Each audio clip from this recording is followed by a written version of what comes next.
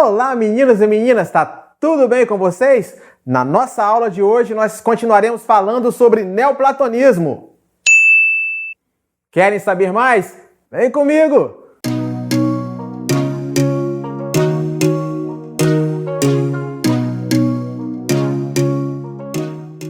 Opa, é isso aí, meninos e meninas, estamos de volta para mais uma aula de filosofia e continuaremos falando sobre o neoplatonismo. Neoplatonismo.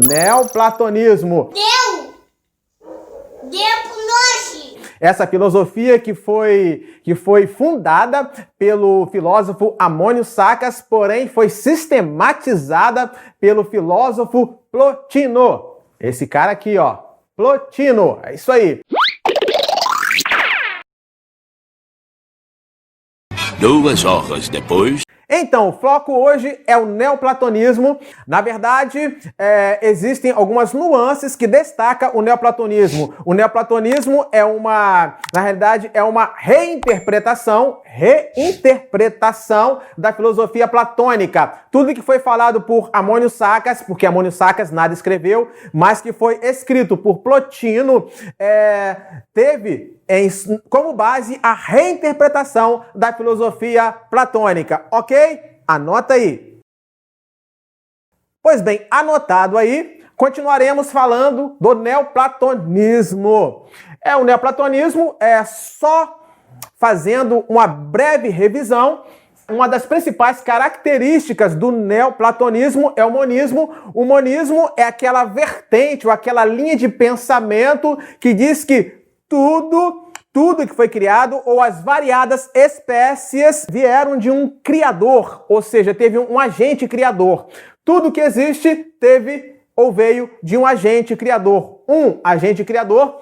E qual seria esse agente criador? Bem, hoje nós diríamos, né, de acordo com a nossa tradição religiosa, Samuel, Deus. Sim, mas devemos pensar que existem outras interpretações de agentes causadores ou agentes criadores. Você precisa ficar sabendo disso, que a sua crença ou aquilo que você acredita não é a única. A filosofia presta para isso, para te esclarecer que aquilo que você pensa não é a única linha de pensamento. Existem outros tipos de pensamentos ou de saberes e você precisa respeitar isso. Não concordar, mas respeitar. Isso é tudo bem, pessoal.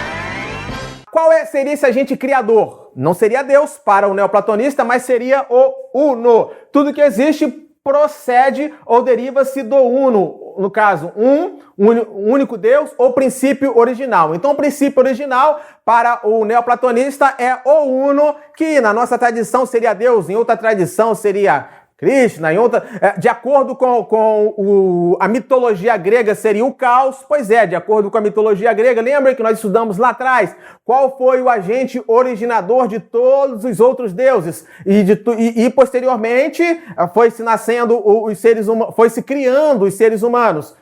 O caos. Então, cada um tem o seu agente originador, no caso do neoplatonista, ratificando Uno.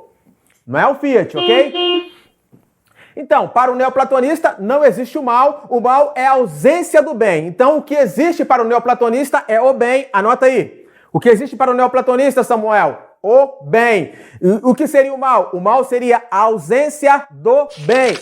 Então, para o neoplatonista, nunca chegaremos à verdade absoluta contida em Deus, mas podemos nos aproximar através da espiritualidade e da meditação. Na realidade, não seria Deus aqui, mas seria o Uno. Eu preferi colocar Deus, mas seria o Uno. Então, nunca se chegará na verdade absoluta, que seria o Uno ou Deus, mas podemos nos aproximar dessa verdade absoluta. Na realidade, o que o neoplatonista pregava ou propagava é que na nossa vida material, na nossa vida carnal, nós estávamos tão afastados por causa desta vida imperfeita carnal que nós deveríamos nos aproximar ou poderíamos nos aproximar dessa entre aspas, divindade, e nos aproximaríamos dessa divindade ou do Uno através da espiritualidade e da meditação. Na realidade, o neoplatonismo tinha um quê de místico e espiritualista. Não se esqueçam disso, o neoplatonismo tinha algo de espiritualista e de místico. Ah, agora eu entendi! Agora eu saquei! Agora todas as peças se encaixaram! Então, já que vivemos nesse mundo material, nesse mundo imperfeito, nesse mundo carnal, parece até coisa de religião, né? Pois é, tem a ver com um pouco. Como nós nos aproximaríamos, já que estamos vivendo nessa vida imperfeita?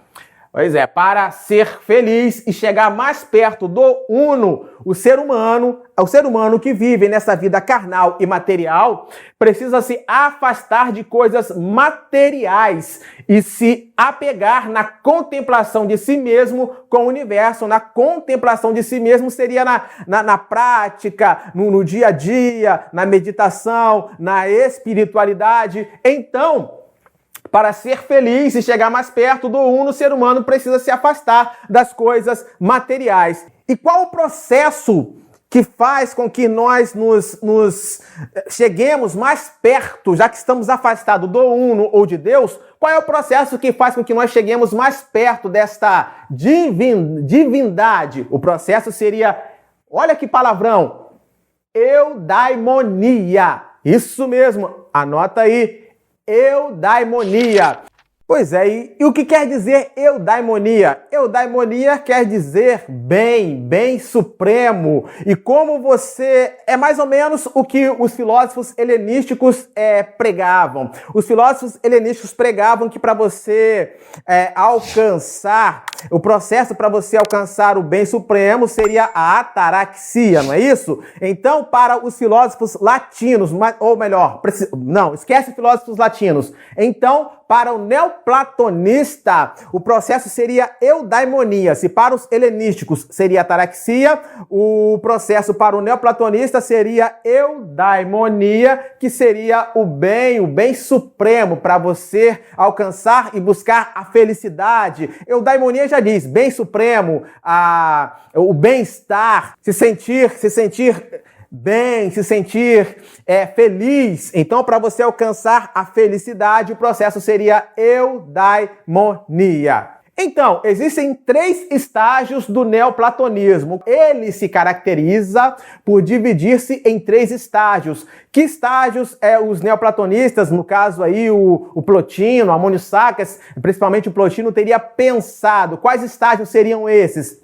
O primeiro estágio seria o nous ou logos, seria a mente criativa, nous ou logos. Então essa mente criativa, na realidade, seria a mente do Uno, seria a partir da mente do Uno, a partir do logos, a partir da razão do Uno, tudo seria criado. Então o nous ou logos, essa mente criativa, está associado ou está inserida no Uno, ou em Deus, no caso, ok? Deu para entender? Então, esse seria o primeiro estágio. Qual seria o segundo estágio, segundo os neoplatonistas?